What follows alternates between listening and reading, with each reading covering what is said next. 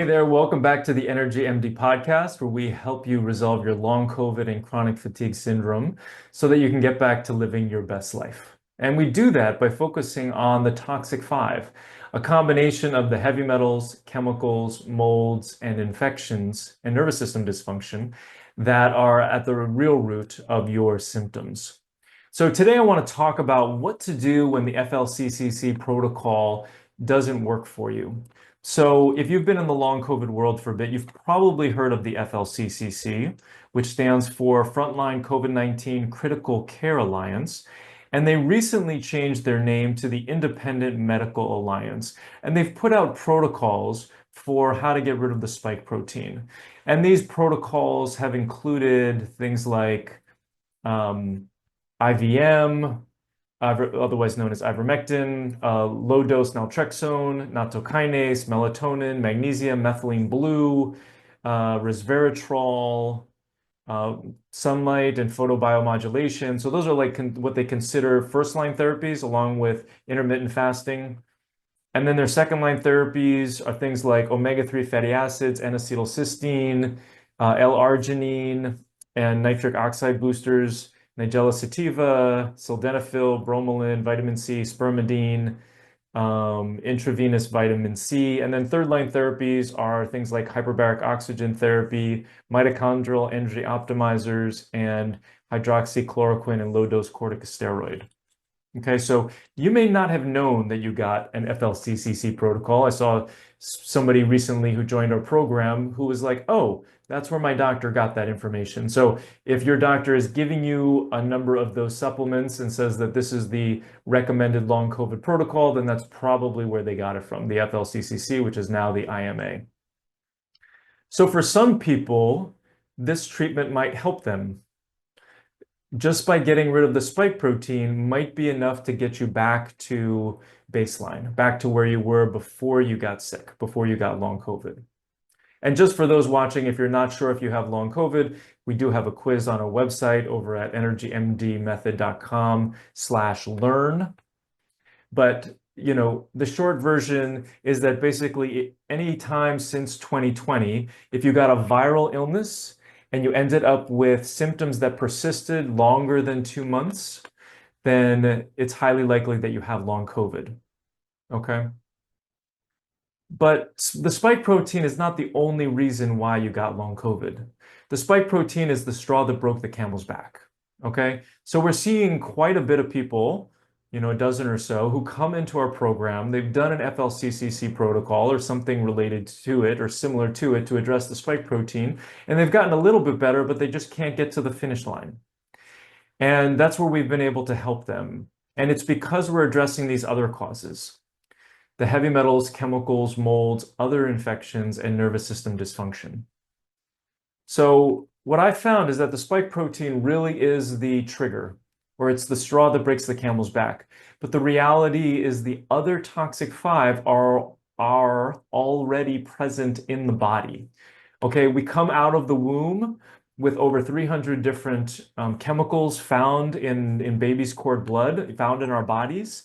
And then those just build up over time. So we get exposed to heavy metals through fish and through mercury fillings and smoking, and firsthand smoking, secondhand smoking, lead in the dust in our homes that are built before 1970s. We get exposure to over 90,000 chemicals, 500 different chemicals before we leave the house in the morning, in what we eat, in what we breathe. We get exposed to molds. Over half of the buildings in the world have water damage, and most of those have molds. And then with the infections, whether it's other viruses like Epstein-Barr virus or cytomegalo or HHV6, or it's yeast or bacteria or parasites or Lyme-type infections, all of these, you can get these from mosquitoes and ticks and anything that takes a blood meal, and kissing somebody, being intimate with somebody. So all these accumulate through your body over time. And if you've had any sort of trauma, whether it's really significant trauma or whether it's more mild, what we consider little t trauma versus big T trauma, anything that changes the way that you look at the world is going to cause nervous system dysfunction. And all of the other toxic 4, like the heavy metals, chemicals, molds, and infections, all of those will cause nervous system dysfunction, which is why it's so important to do a brain retraining or a nervous system retraining program. So all of those things are going to build up in your body over time, and then all of a sudden, that spike protein or the COVID virus ends up being the straw that breaks the camel's back, and you get symptoms. So when people come to see us and they've already done an FLCCC protocol with a number of these supplements and they're not getting better, I know why. It's because there's these other toxic 5 that are present. So we go through a process, a 4-step process. The first process is identifying the causes that you have. So we personalize the program, the protocol for you. The second step, we start replacing the deficiencies, vitamins and minerals, hormones, mitochondria, lifestyle habits. And then step 3, we open up the detox pathways, the drainage pathways. So liver and kidney and lymph and neurolymph, which is in the brain, and gallbladder and intestines. These are all the ways that we get toxins out of the body. We have to start opening up those pathways so that we can go into step 4 and start removing the toxic 5. I'll say them again: the heavy metals, chemicals, molds, infections, and nervous system dysfunction that have accumulated in your body and in your life over time. Okay, so we go through that 4-step process with these people and we address all of the causes that they have. And so your question might be, okay, so how do I know what causes I have? What I have found in doing this with people who have chronic fatigue syndrome, ME/CFS, over the last decade is that they all have all of the toxic 5. The heavy metals, chemicals, molds, infections, and nervous system dysfunction. So it's not a question of if you have them, it's a question of how much of each do you have. And with long COVID, I'm seeing the exact same thing. So with ME/CFS, people basically have the toxic 5, and then there's something that's the straw that breaks the camel's back. So sometimes it is an infection. You get Epstein-Barr virus. Sometimes it's some sort of stressor, work stress, life stress, a divorce. It might be significant exposure to mold. So it's always the toxic 5 are present, and then there's the straw that breaks the camel's back. So I'm seeing the same thing with people with long COVID. And so what I go ahead and I do is we go ahead and treat. You know, it's going to cost you a lot less time, money, and effort to just go ahead and treat. And we're going to make sure that we leave no stone unturned. The last thing that you want to do is go through a process where you're not addressing all of the causes that you have. And the reality is that labs are all imperfect. So if you want to get a laboratory test to see if you have the toxic 5, 9 times out of 10, I should say probably 8 times out of 10, they're not going to be accurate. And the reason why is because a number of them are urine tests, and the urine tests test the urine to see if the toxins are coming out. And it's more a test of excretion and not a test of total body burden. So it's testing your ability to get these toxins out of your body, not necessarily what is in your tissues, your total body burden of the toxins that are in your tissues, okay? So what ends up happening inevitably is that you are, let's say you're testing for mold and mycotoxins, which are the mold toxins. If you do a urine test and nothing shows, once you've gone through 6 or 9 months of our program, all of a sudden, if you were to test at that point, there's a waterfall of mycotoxins that are coming out of your body, okay? And I know this because I've done testing every 3 months on my clients over the last decade up until a year or 2 ago. So I did a lot of testing, and this is what I saw. And I was scratching my head. I didn't understand why this was happening, and then I realized it, and I understood, and I looked at the literature, and I understood more about what was happening.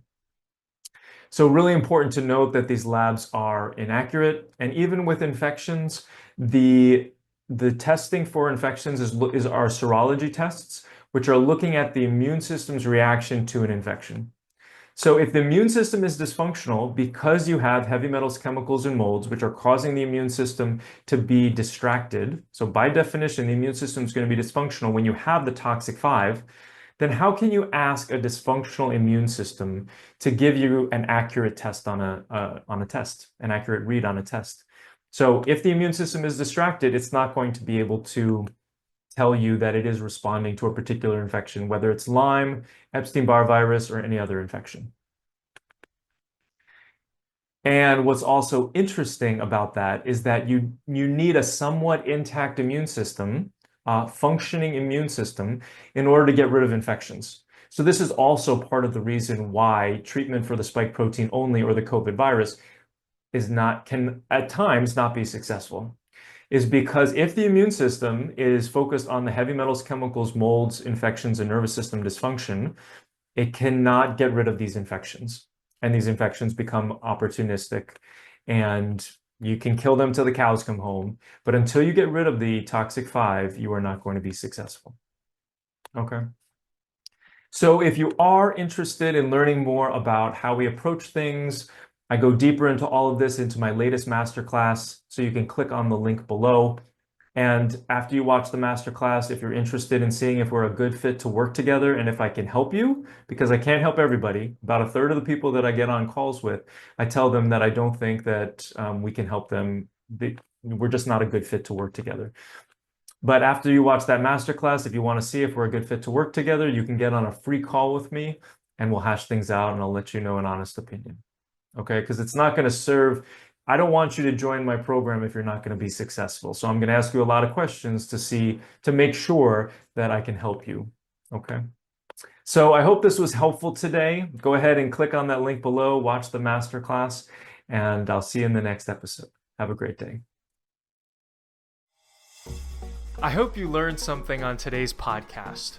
If you did, please share it with your friends and family and leave us a 5-star review on iTunes. It's really helpful for getting this information out to more people who desperately need it.